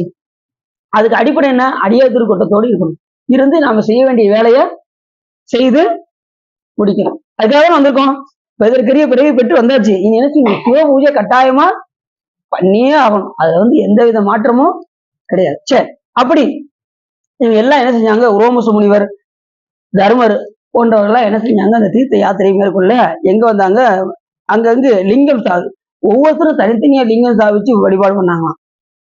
அடைந்து கடைசி பூரித்து கடைசி எங்க வந்தாங்க? காஞ்சியை அடைந்தாங்க. ஏற்கனவே பல இடங்கள்லாம் இருந்து அங்கிருந்து நேரா காஞ்சியம்பதியை அடைந்து அங்கங்கு லிங்கங்கள் நிறுவி அர்ச்சித்து பங்கம் துவிக்கும் பரம்பொருளை போட்டு சேர்த்து சிங்கம் படுக்கும் திரளார் வரநெறியார் தெங்கம் பொருள் சோழ திரு காஞ்சி நன்னினார். காஞ்சிபதிக்கு ஒவ்வொருத்தரும் தனித்தனி சிவலிங்கங்களை நிறுவி ஒவ்வொருத்தரா என்ன செஞ்சாங்கன்னா அந்த தீர்த்த யாத்திரையை மேற்கொண்டு சிவலிங்கத்தை பிரதிஷ்டை செய்து அர்ச்சித்து அப்படின்னு ஒரு வார்த்தை போடுறாங்க. அர்ச்சித்துனா என்ன அர்த்தம்? சிவபெருமானை அர்ச்சனை புரிதல், பூசித்தல், இப்படி எல்லாம் நிறைய இருக்கு. மேற்கே நம்ம சொன்னோம், பல மலர் கொடு உனது அடியினை உற பணிந்திலன் ஒரு தவமிலன் என்று சொல்வதற்கிறாங்க. பல மலர்களை கொண்டு சிவபெருமானை, அதுல இந்த வெள்ளை மலர்கள் என்ன சொன்னேன்? வெள்ளை மலர்கள் சிவபெருமானுக்கு வெள்ளை மலர்கள் தான் உத்தமத்தில் உத்தமம். இப்ப கலர் பூ வைக்கீங்க, சிவப்பு கலரா வைக்கீங்கன்னு வச்சுக்கோங்க, அது உத்தமத்தில் மத்தியமம். அது போக மற்ற பல மலர்களை சேர்ந்து வச்சீங்க அப்படின்னா அது உத்தமத்தில் அதம். முக்கியத்துல என்ன அப்படின்னா உத்தமத்தில் உத்தமம் எதுன்னா காலை இறைவனை வெண்மலர் கொண்டு பூசித்தல். அதுலயும் நந்தியாவத்தம் ரொம்ப சிறப்புடைய மலர். காலை காலை பூஜா மலரு நந்தியாவத்தம் தான். இந்த கட்டுறாங்க பாருங்க, காலை பூஜா மலரு நந்தியா வர்த்தம். பேரு நந்திங்கிற நந்தி பேர்ல இருக்கு, நந்தியாவர்த்தம். அது இல்ல, இப்ப சொன்னதுக்கு அப்புறம் எல்லாரும் இந்த மரத்தை விட மாட்டேங்கிறாங்க. பின்னாடி உள்ள மரம் ஆளாளு ஒரு 10 பேர் நின்னாங்க. அப்படின்னு பார்த்தேன், எதுக்கு இப்படி கூட்டமா இருக்காங்க அப்படின்னு பார்த்தா ஆளாளுக்கு ஒரு ஆளாளுக்கு ஒரு கொட்டை கைட்ட பிடிச்சிக்கிறாங்க, படிக்கிறாங்க. ரொம்ப சிறப்பு. அப்படிதான் படிக்கணும். இல்ல அதை படிக்கிறது கூட விளர்ந்து வந்துடுறாங்க, அதுவே சிறப்பு. ஏன்னா லேட் ஆயிடுச்சுன்னா அது மலர் இருக்காது அப்படின்னு தெரிஞ்சு வெள்ளத்துல அந்த மலரை வைக்க ஆரம்பிச்சிடறாங்க. அடியில் அப்படித்தான் சிவபூஜையில காலையில முன்னாடி நம்ம வீட்டுல பூ வைக்கிறதுக்கு முன்னாடி ஒவ்வொரு வீட்டுக்கா போய் இது ஆண்டவர் கோயில் இருக்கு பாருங்க, அதை சுத்தி மரமா வச்சிருப்பாங்க. போய் ஒரு 5 மணிக்கு போய் பறிப்பேன். நான் பறிக்கிறது இருந்துட்டு என்ன செய்யறாங்க தெரியல. ஒரு வட்டம் போய் 5 மணிக்கு போனா கூட பூவே இருக்க மாட்டேங்குது. அதுக்கு முன்னாடி என்ன செஞ்சிடறாங்க? பறிச்சிடுறாங்க. இப்படி ஒரு டெய்லி போக போக போக விளையாட்டுலயே பறிச்சிடறாங்க. விட்டா 3 மணிக்கு பறிச்சிருப்பாங்க போல தெரியுது. அதனால அதுக்கப்புறம் ஒரு வீட்டுல போய் பறிக்க போனேன். அந்த வீட்டுல நிறைய மார்களா இருக்கும். நல்ல சிவபூஜைக்கு அது செவ்வரளியும் நந்தியாவரத்தமும் அவ்வளவு அருமையா இருக்கும். பறிச்சு பறிச்சு ஒரு 5:30க்கு பறிச்சேன். அவங்க வெளியில வந்து சத்தம் போட்டாங்க. இங்க இருங்க தம்பி, இதெல்லாம் வச்சுக்கிட கூடாது, இங்க எல்லாம் பூ பறிக்க கூடாது, புரியுதா அப்படின்னாங்க. சரி அப்படின்ட்டு போயிட்டேன். வேற எங்கேயும் பூ கிடையாது, அந்த வீட்டுலதான் இருக்கு. சரி 5:30க்கு வைக்கிறாங்கன்னு சொல்லிட்டு ஒரு 5 மணிக்கு இடத்துல போய் பறிச்சேன். பறிச்சுட்டு வந்துட்டேன். அவங்க பார்த்துட்டு ஒரு 2-3 நாள் ஒண்ணுமே சொல்லல. ஒரு நாள் 5 மணிக்கு பறிச்சுக்கும் போது படக்குன்னு கதவை திறந்து வெளியே வந்துட்டாங்க. உங்களுக்கு எதை தர சொன்னாலும் புரியாதா உங்களுக்கு அப்படின்னு ரொம்ப சத்தம் போட ஆரம்பிச்சிட்டாங்க. அதுக்கப்புறம் அதுல இருந்து அடின்னு வைக்க ஆரம்பிச்சிட்டேன். வச்சு அதுக்கப்புறம் நான் மலரை உருவாக்கியாச்சு சாமி திருவிழால.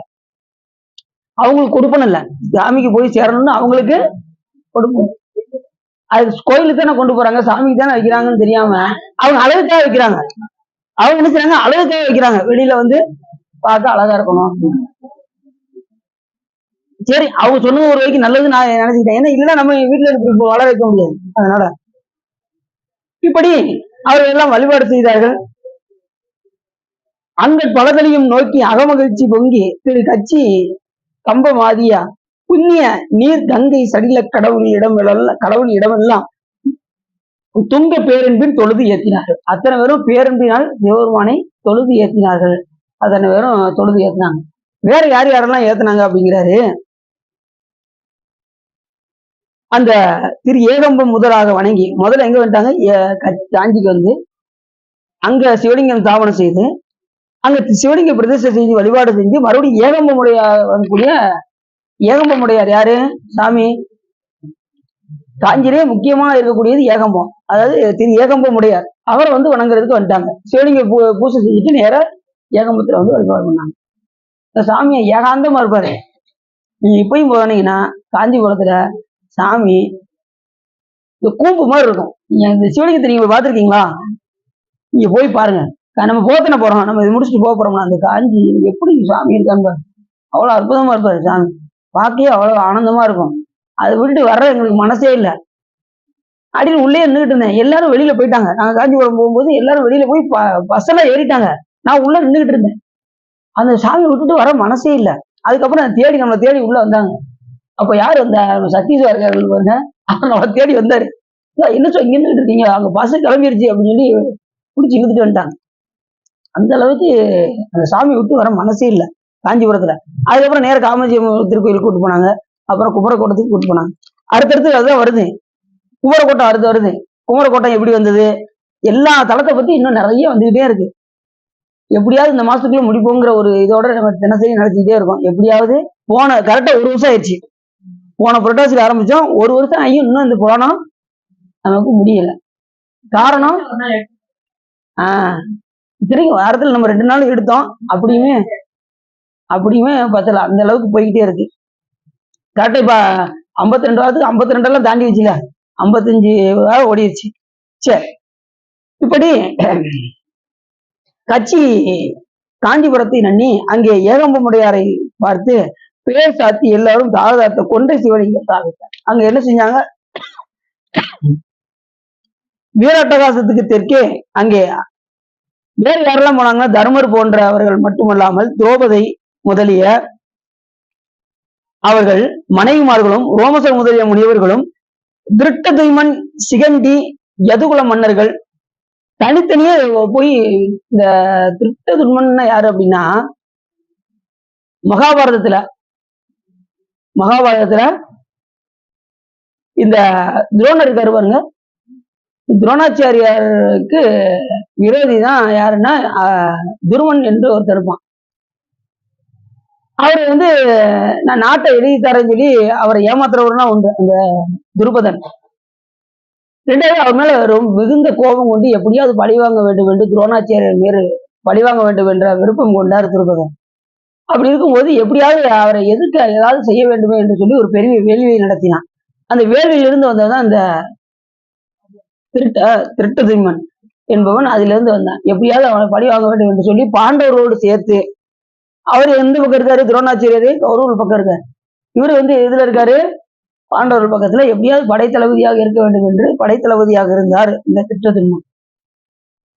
போர், குருஷேத்திர போர் நடக்கிற நேரத்தில் எப்படியாவது துரோணரை வெல்ல வேண்டும் என்பதற்காக இப்ப துரோணரை ஜெயிக்கணும்னா என்ன செய்யணும் அப்படின்னா, அவர் சாதாரணமா என்ன செய்ய முடியாது, துரோணாச்சாரியரை வெல்ல முடியாது.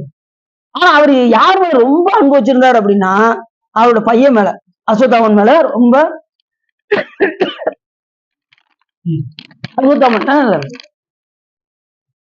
அஸ்வத்தாமன் மேல ரொம்ப அன்பு. எல்லாருமே பொதுவா பாத்தீங்கன்னா,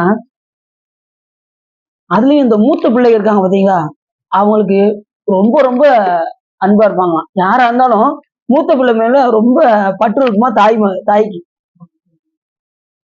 மூத்த பிள்ளைக்கு மேல ரொம்ப பற்று இருக்கு. அப்படியே மூத்த பிள்ளைக்கு தான் இவரு சிவபெருமான் என்ன பண்ணாரு, அந்த கூந்தல் வேணும்னு கேட்டாரு பாருங்க. கரெக்டா கல்யாணம் முடிக்கிற நேரம் அந்த மகன் மேல ரொம்ப பற்று. கல்யாணம் அரங்கேற்றம் ஆயிடுச்சு, மாப்பிள்ள வந்துட்டாரு. அந்த நேரத்துல சிவபெருமான் கரெக்டா வந்தாரு. எப்படி வந்தாரு, அவர் அந்த நீண்ட கூந்தலை பார்த்தாரு. அந்த மகளுடைய கூந்தல் கீழே வரை இருந்தது. பார்த்ததுமே என்ன பண்ணிட்டாரு, சாமி ஆசீர்வாதம் வாங்கினாங்க. சிவபெருமான்ட்ட இந்த பொண்ணு இப்படி ஆசீர்வாதம் வாங்கினது இல்ல, சாமி அந்த நீண்ட கூந்தலை பார்த்தோம், இது நம்ம பஞ்சவடிக்கு ஆகுமே அப்படின்னாரு. ஒண்ணுதான் சொன்னாரு, வேற ஒண்ணுமே சொல்லல. இது நமது பஞ்சவடினா பூணூல் இருக்கு பாத்தீங்களா, இது நமது பஞ்சவடிக்கு ஆகும்னு சொன்னாரு. இழுத்து பிடிச்சி ஒரே அறுத்து அப்படி கையில கொடுத்தாரு சாமி. யாரு, அவங்க அப்பா மானக்கஞ்சார நாயனார். அந்த அவர் தான் நாயனாரோ வர்றாரு. இப்ப இப்ப அதுவும் மணவடையில அதுவும் கூந்தல் அறிந்து கொடுத்தால் எப்படி இருக்கும். ஆனா அந்த கணவர் ஏத்துக்கிட்டாரு. அவர் யாருன்னா, ஏன்னா அது ஒரு நாயனார், நாயனார், அவரு ஒரு நாயனார், இவரும் ஒரு நாயனார். அப்ப பஞ்சவடிக்கு ஆகும் சொன்னதுமே அறிந்து கொடுத்தாரு. அப்ப எவ்வளவு சிறப்பு பாருங்க. சிவபெருமான் கேட்டா எதையும் செய்ய துணிந்தவர்கள் தான் அடியாரு. அதாவது செயற்கரிய செய்வர் பெரிய சிறிய செயற்கரிய செய்யல் ஆகாதார் அப்படின்னு வள்ளுவர் சொல்றாரு. இப்ப நம்ம அழிச்சு கொடுப்போமா, போயாங்கிட்டு அப்படின்னு செய்வோம், அடிக்க போயிருவோம். சரி, மனைவி யாராவது கொடுப்பாங்களா? மனைவியை கேட்டாலும் என்ன செய்வோம், முதல்ல செருப்பு தான் முதல்ல வரும். அப்படிதான் அவர் என்ன பண்ணாரு, முதல்ல என்ன வீட்டுக்குள்ள உள்ள வரும்போது எப்படி கேட்க வந்தாருன்னா, இவர் உண்மையிலே கொடுப்பாரா கொடுக்க மாட்டான்னு சாமி அப்படியே லேசா பேசி பார்த்தாராம். முதல்ல நீ எது கேட்டாலும் கொடுப்பியாமே அப்படின்னு சிவபெருமான் சொல்லுவாரு. இல்ல சாமி, அவர் சொல்றாரு. யாரு, இயற்பகை நான் சொல்றாரு, சாமி யாது ஒன்று என் மக்கள் உண்டாகி அன்னவரது அடியவர் உடைமை என்றார் அப்படின்னு. என்கிட்ட இருக்கக்கூடிய ஒவ்வொரு பொருளும் என்னுடைய பொருள் அல்ல, எல்லாம் சிவபெருமானுடைய அடியாருடைய உடைமை பொருள் அப்படின்னாரு. அதுலயே முடிஞ்சிருச்சு பெரிய புராணம். என்ன சொன்னாரு, யாது ஒன்று என் மக்கள் உண்டாகில், எந்த ஒரு பொருளாக இருந்தாலும் அன்னவரது அடியவர் உடைமை என்றார். உடனே அடுத்த நிமிஷமே உன் மனைவியை வேண்டி வந்தோம் அப்படின்னு அடுத்த நிமிஷமே சொல்ல ஆரம்பிச்சார். நல்ல வேலை சாமி, முன்ன விட ரொம்ப மகிழ்ந்தான். நல்ல வேலை சாமி, என்கிட்ட இருக்கிற பொருளை கேட்டீங்க அப்படிங்கிறான். எப்படி பாருங்க, அவர்கிட்ட இருக்கிற மனைவி யாரு கொடுத்தது, சிவபெருமான் கொடுத்தது அந்த மனைவிய. அப்ப இந்த பொருளை அடியார் கேட்கிறாங்க அப்படின்னு சொல்லி ரொம்ப முன்னை விட மகிழ்ந்து என்ன செஞ்சாராம், சரி மகிழ்ந்த மட்டும் போதாது இயற்பகை, நீ என்ன செய்யணும், உன் சொந்தக்காரங்களாம் என்னை விட மாட்டாங்க, என்னை கொண்டு போய் ஊர் எல்லையில கொண்டு போய் விடு அப்படின்னாராம் சாமி. உடனே வாழை எடுத்துக்கொண்டு அத்தனை சுற்றத்தார்களை எல்லாம் வெட்டி வீழ்த்தி ஊர் எல்லையில கொண்டு போய் விட்டுட்டு திரும்பி பார்க்காம வந்தாராம். அதுதான் சிறப்பு.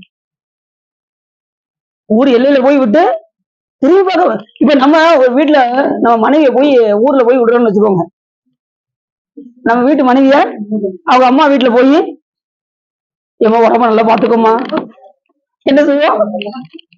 இப்ப நம்ம மனைவி போய் வீட்டுல போய் தன்னுடைய தாய் வீட்டுல போய் விடுறோம்னு வச்சுக்கோங்க, விட்டுட்டு நான் 2 நாள் வெளியூருக்கு போறேன், நான் வந்து உன்னை பாக்குறேன், இல்ல ஒரு வாரமா எங்கேயும் வெளியூர் போறான்னு வச்சுக்கோங்க, அந்த ஒரு வாரம் போற அன்பை முழுசா இவர் என்ன செய்வாரு, உடம்பு நல்லா பாத்துக்கோமா போவாரு. அப்புறம் வந்துட்டு இவன் வேலைக்கு மாத்திரை சாப்பிடுமா, அப்புறம் போவாரு. அப்புறம் வேலைக்கு நல்லா சாப்பிடுமா, எது வேணாலும் எனக்கு ஒரு போன் பண்ணு, நான் அங்க இருந்து போன் பண்ணி உனக்கு வர வச்சிடுறேன் அப்படின்னு என்ன செய்வாரு, சொல்லிக்கிட்டே இருப்பாரு.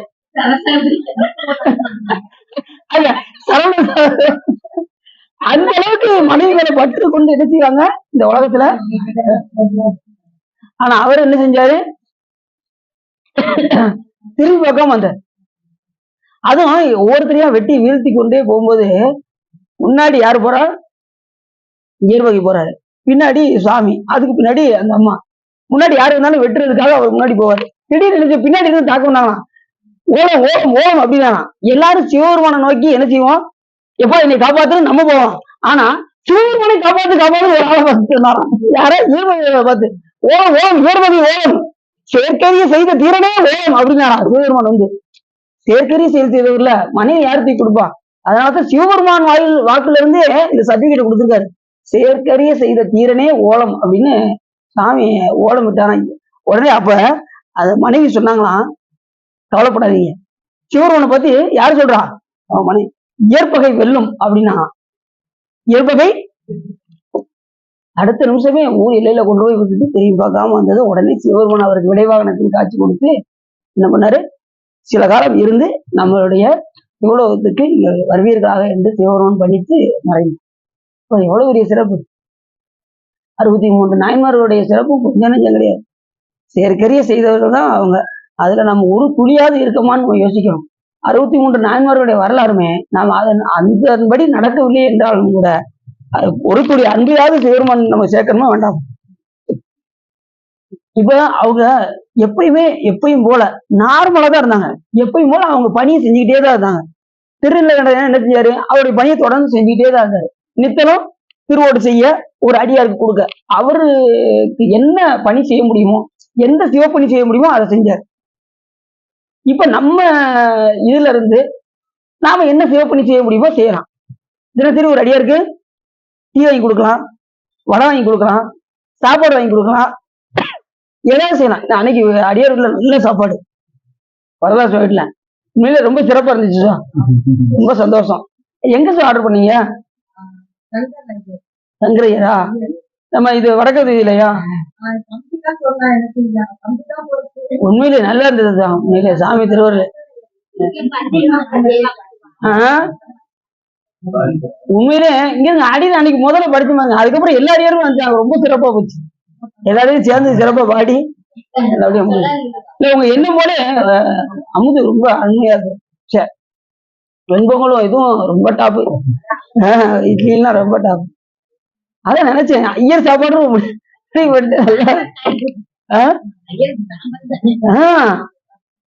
இல்ல நல்ல நீட்டாவும் வச்சாங்க, நல்லா இருந்தது உண்மையிலே சாமி திருவள்ளுவர். சரி, அதான் முன்னாடி வாங்கி போட்டிருந்தீங்களா இடம்? மாமனாரோட இடம். அது ஒரு ஊரையே அடக்குற மாதிரி உள்ள போய்கிட்டே இருக்கு சார். சரி சரி சரி சரி, இப்ப எடுத்து கட்டிருக்கீங்க. சரி சரி சரி.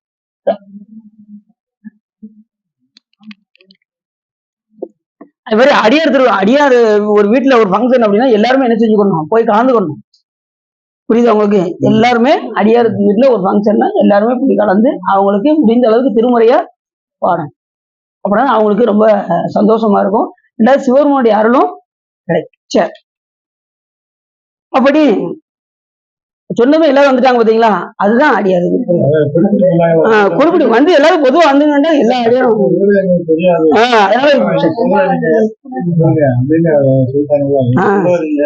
கண்டிப்பா கண்டிப்பா. சரி, அப்படி அந்த நேரத்துல அந்த திருஷ்ட திருமன் என்ன பண்ணா, அந்த போர் படை தளபதியாக இருந்தான். அப்பொழுது துரோணாச்சாரியரை எப்படியாவது வீழ்த்த வேண்டும் என்று விரும்பும் போது அவன் யார் மேல ரொம்ப பாசம் வச்சிருந்தான்னா அவருடைய மகன் மேல ரொம்ப பாசமா இருந்தான், அஸ்வத்தாமன் மேல. அந்த நேரத்துல இப்ப கண்ணன் வந்து என்ன செஞ்சாரு, பாண்டவர்களோடு துணை போனாரா. சரி, எப்படியாவது தர்மத்தின் வாழ்வுதனை சூதுகவும் இறுதியில் தர்மமே வெல்லும் என்கின்ற அடிப்படையில் தர்மம் வெல்ல வேண்டுமே என்ற அடிப்படையில் எப்படியாவது சூழ்ச்சி பண்ணியாவது துரோணாச்சாரியை வீழ்த்த வேண்டும் என்று விரும்பி கண்ணன் என்ன பண்ணாரு, நீ அஸ்வத்தாமன் இறந்தான்னு சொல்லு அப்படின்னு தர்மனை பார்த்து சொன்னாரு. யாரை பார்த்து? இவர் பொய் சொல்ல மாட்டாரு. யாரு? தர்மன் வந்து பொய் சொன்னதா சரித்திரமே கிடையாது. இப்ப இப்படி இருக்கிற சூழ்நிலையில 2 பேரும் அமைஞ்சு சண்டை போட்டுக்கிட்டே இருக்காங்க. இப்ப பீமன் ஊழல் என்ன பண்ணா, அஸ்வத்தாமன் என்கின்ற யானை ஒண்ணு இருந்தது, அது அம்பு பட்டு இறந்து போனதுனால அஸ்வத்தாமன் இறந்தான் அப்படின்னு யார் சொன்னா, பீமன் சொன்னதும் உடனே இப்ப தர்மன் முடிவு பண்ணிட்டான், அஸ்வத்தாமன் என்கின்ற யானை இறந்தது. இவரு துரோணாச்சாரியருக்கு கேட்கிற மாதிரி அஸ்வத்தாமன் அப்படின்ட்டு யானைங்கிறத சுருக்கமா சொல்லிட்டான். யானைங்கிறத பலமா சொல்லல, அஸ்வத்தாமங்கிறத வளமா சொல்லிட்டு யானைங்கிறத சுருக்கி சொல்லிட்டு இறந்தாங்கிறத பெருசா சொல்லிட்டான்.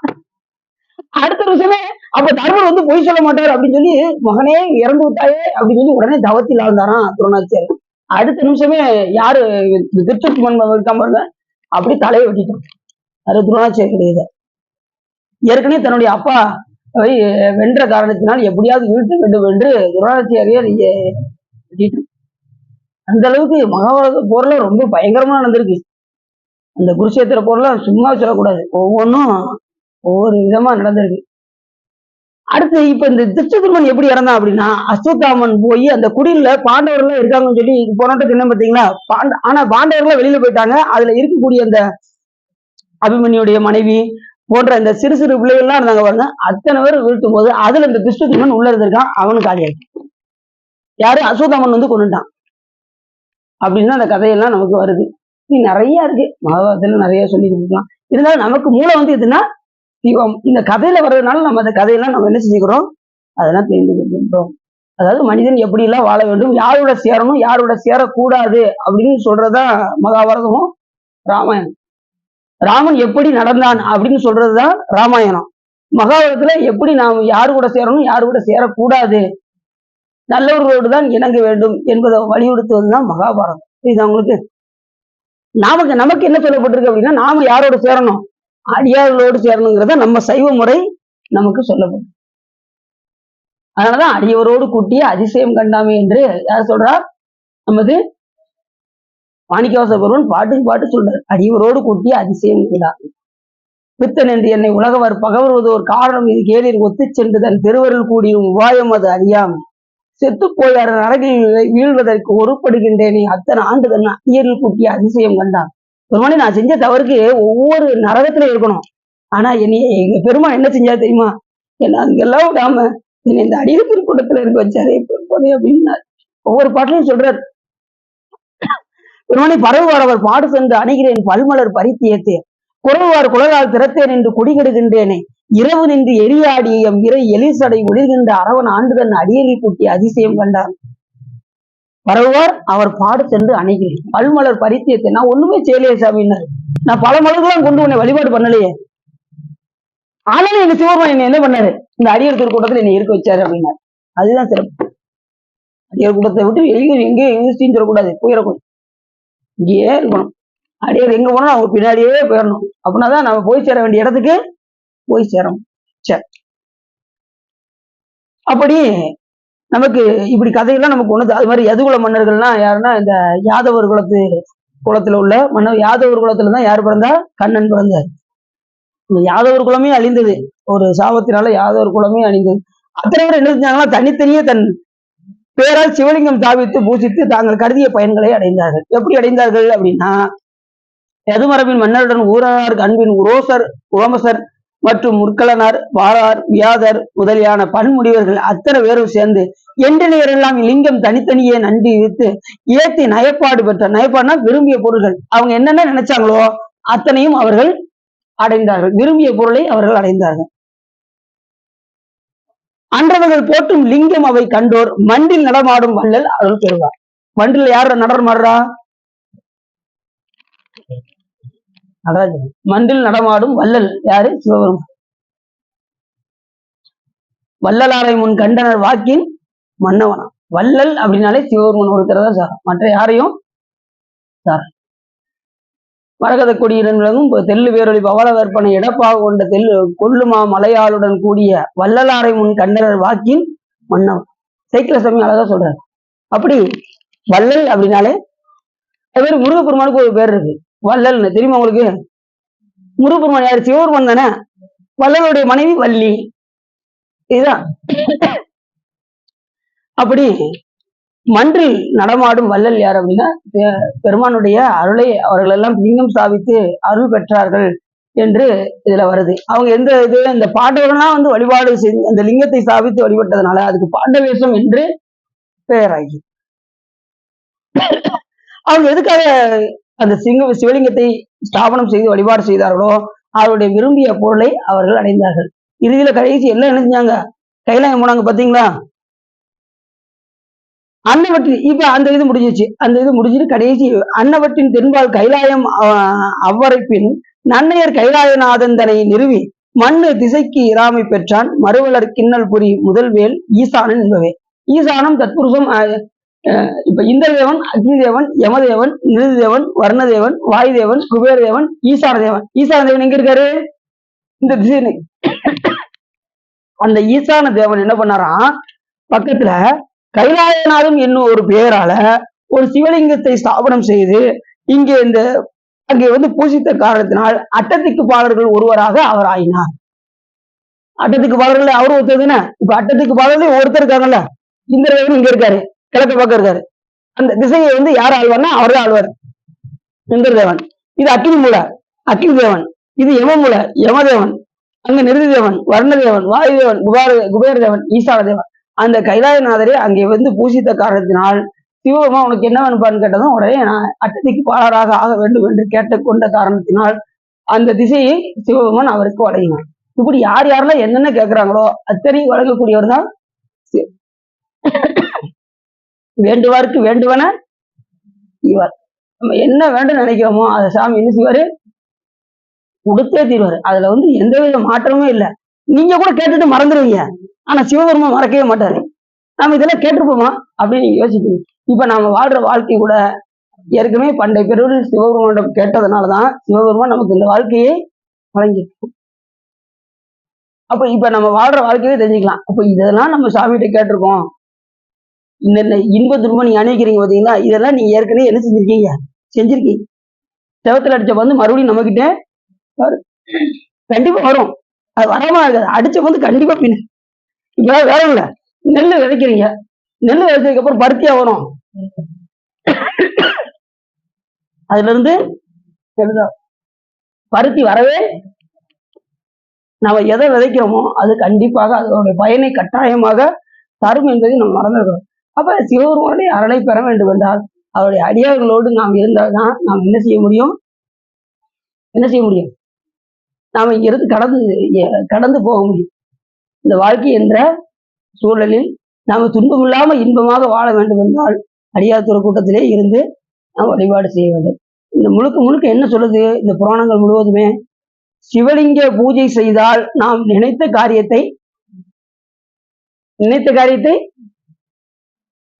நமக்கு நடக்கும். பூசை பண்ணாம எதுவுமே கிடையாது. அதுதான் முழுக்க காஞ்சி புராணம் முழுவதும். நீங்க காஞ்சிபுரத்துக்கு போயிட்டீங்கன்னா சிவலிங்கம் இல்லாத இடமே இருக்காதான், அத்தனையுமே. அப்புறம் நான் ஒண்ணு சொன்னேன், ஒரு திருக்கோயிலுக்கு போனா எல்லா சிவலிங்கத்தையும் வழிபட்ட பலன் கிடைக்கும்னு சொன்னேன். எந்த கோயில் சொல்லுங்க பார்ப்போம். பெருமாள் கோயிலா? பெருமாள் பேர்ல வரும், அது என்னன்னு சொல்லுங்க பார்ப்போம். திருமால் பேர் கரெக்டா சொல்லாங்க. இந்த திருத்தலத்துக்கு போயாச்சுன்னா எல்லா சிவலிங்கத்தையும் வழிபட்ட ஒரு பலன் பரவாயில்ல, கரெக்டா ஞாபகம் வச்சிருக்கீங்க. போன கரெக்டா கேட்கறாங்க, அதுதான் கரெக்ட். சரி, அந்த கோயிலுக்கு நம்ம கண்டிப்பா நம்ம காஞ்சிபுரம் போகும்போது நம்ம அந்த கோயிலுக்கு போறோம். சரி, இப்படி சாமி நினைத்த அது மாதிரி அவர் மாதிரி நினைத்த நேரம் நினைத்த வடிவம் அவர் ஒருத்தரால தான் எடுக்க முடியும், வேற யாராலையுமே எடுக்க முடியாதுன்னு போன புராணத்துல பார்த்தோம். திருமால் நினைச்சாருன்னா அந்த வடிவம் எடுத்துக்கலாம்ல, அவரால் எடுக்க முடியல. அப்ப சாமி தான் அவருக்கு கொடுக்காரு. போனவட்ட சிவபூஜை செய்து அவர் திருமால் அந்த வடிவத்தை பெற்றார் என்று நம்ம பார்த்தோம். இப்படி என்னவெல்லாம் நாம நினைக்கிறோமோ நினைத்ததெல்லாம் கொடுக்கக்கூடியவர் சிவபெருமான். நாம நினைச்சிட்டு மறந்துடுவோம். இப்ப ஒருத்தர் என்ன செஞ்சாராம், பணக்காரன் ஆகும்னு நினைச்சான். ஒருத்தர் ரொம்ப பணக்காரன் ஆகும்னு நினைச்சார். ஆனா என்ன, அவர் சூழ்நிலை கடைசி வரைக்கும் அவரால் ஆகவே முடியல. இவரு சாமிகிட்ட விண்ணப்பம் பண்றாரு, பணக்காரன் ஆகணும். அந்த அவனுடைய ஆயுள் முடிஞ்சிருச்சு. ஆயுள் இப்ப இவருடைய கணக்கெல்லாம் சாமி எடுத்து பார்க்காரு. இவருடைய புண்ணிய கணக்கெல்லாம் எடுத்து பார்த்து மொத்த புண்ணியத்தையும் ஒரே பிறவியில கொடுத்து, ஏன்னா புண்ணியம் இருந்தாதான் என்ன செய்ய முடியும், அந்த உயர்ந்த குடியில போய் பிறக்க முடியும். இப்ப பணக்காரன்னு கேட்டுட்டான், ஆனா அவனுடைய சூழ்நிலை ஆக முடியல. மறுபிறவில சாமி என்ன பண்ணுவாரான், கருவில இருக்கும்போதே, கருவில இருந்து அந்த டொயோட்டா காரா என்னது பிரெஞ்சு காரா அதுல போகும்படி சாமி செஞ்சிருவாராம். அந்த உயர்ந்த குடியில பிறக்க வச்சு சாமி பிரசவம் பார்க்கறதுல இருந்து, குழந்தையாகி வெளியில வர்றதுல இருந்து, அப்புறம் வேலை பார்க்கறதுல இருந்து எல்லாமே அந்த மாதிரி செஞ்சிருவாராம் சாமி. நீ என்ன கேட்டாலும் நீங்க மறந்துடுவீங்க, ஆனா சிவபெருமான் அவர் இதுல கொஞ்சம் கூட மாற்றமே இருக்காது. இப்ப நம்ம வாழ்ற வாழ்க்கையில் நம்ம தெரிஞ்சுக்கலாம், ஓ இதெல்லாம் நம்ம கேட்டிருக்கோம், அதனாலதான் சிவபெருமான் நமக்கு வழங்கி இருக்கிறார் அப்படிங்கிறத நம்ம புரிஞ்சுக்கலாம். அதனால இன்பம் வந்தாலும் துன்பம் வந்தாலும் எல்லாம் இறைவன் செயல் என்கின்ற உணர்வு மட்டும் நமக்கு இருந்தா போதும். ரொம்ப சந்தோஷமா இருக்குமா? அது யாரு கொடுத்தது? ஐயா கொடுக்குறாரு. ஆனா செஞ்சு வச்சது யாரு? நம்ம செஞ்சு வச்சிருக்கோம். நிறைய புண்ணியத்தை அனுபவிக்கிறோமா, நம்ம அதை செஞ்சு வச்சிருக்கோம், அதை சிவபெருமான் எடுத்து ஊட்டுறாரு. துன்பப்படுறோமா, அதை நம்ம ஏற்கனவே செஞ்சு வச்சிருக்கோம், அதை எடுத்து நமக்கு ஊட்டுறாரு. இறைவன் வந்து ஊட்டம் தான் செய்யறாரு. வினை அனுபவம் யாருக்குன்னா நமக்கு தான், சாமிக்கு கிடையாது. சாமிக்கு என்னது? வினை அனுபவம் சிவபெருமானுக்கு கிடையாது. ஏன்னா இப்ப உதாரணத்துக்கு ஒண்ணு சொல்றேனே, ஒரு உதாரணம் சொல்றேனே. இன்னைக்கு இருமிக்கிட்டாலும் சிவபெருமான் போல பேசாம விடக்கூடாது. அதுதான் என்ன, பேசி பேசி நாக்கு அலும்பு ஏறணுமா, சிவபெருமானை பத்தி பேசி நாக்குல புண்ணியம் வந்துடணுமா, அந்த அளவுக்கு பேசணுமா சாமியை பத்தி.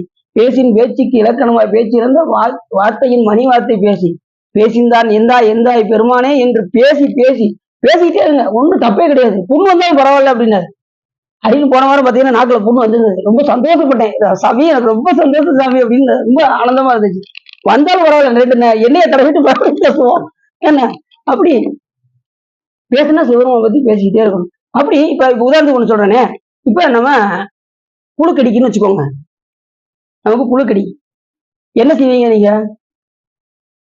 இது ஒரு பெரிய விஷயமாங்க. நேர மருந்து கடைக்கு போவோம், மாத்திரை வாங்கி சாப்பிடுவோம். அதுதானே சொல்றீங்க? அதேதான், நீங்க மாத்திரை வாங்கி சாப்பிடுறீங்க. சாப்பிட்டதும் நீங்க என்ன செய்வீங்க? மாத்திரை சாப்பிட்டு முடிச்சதும் உங்களுக்கு புழுக்கடி நின்றும், சரியா? அதுக்கப்புறம் நீங்க என்ன பண்ணுவீங்க? அப்பாட ஹாயா என்ன செய்வீங்க? இருப்பீங்களா? இப்ப துன்பம் யாருக்கு?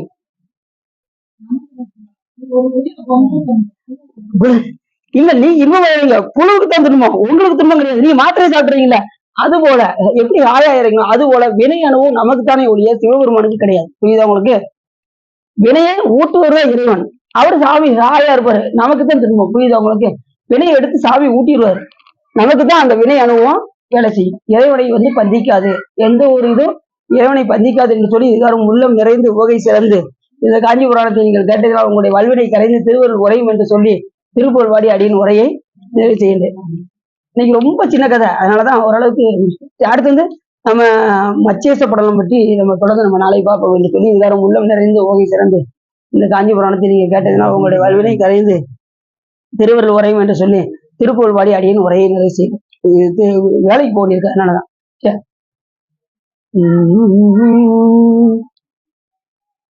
சிவனால் மனம் குளிர உபதேச மந்திரம் இரு செவி மீதிலும் பகசை குருநாதா சிவகாம சுந்தரிதன் வர பாலகந்த இன செய்யவே விரும்பி உள்ளம் நினையாமல் அவமாயை கொண்டுலகில் விருதாளைந்துடனும் அடியேனை அஞ்சல் என வரவே அறிவாகமும் பெருக இடரானதும் தொலையாறு ஞான இன்பமது புரிவாயே நவநீதமும் திருடி உரலோடு ஒன்று ரகுராமர் சிந்தை மகிழ் மருகோமே நவலோகமும் கைதொடும் நிஜ தேவலம் கிருத நவமான விஞ்சகதி விளைவோவே செவையானை அம்புரம் மணவாளர் சம்பிரமுர் திரள் வீரமிஞ்சிக வடிவேலா திருகாவினன் குடியில் வருவே சவுந்தர் ஜெகமேவி கண்ட வீரல் பெருமாளே.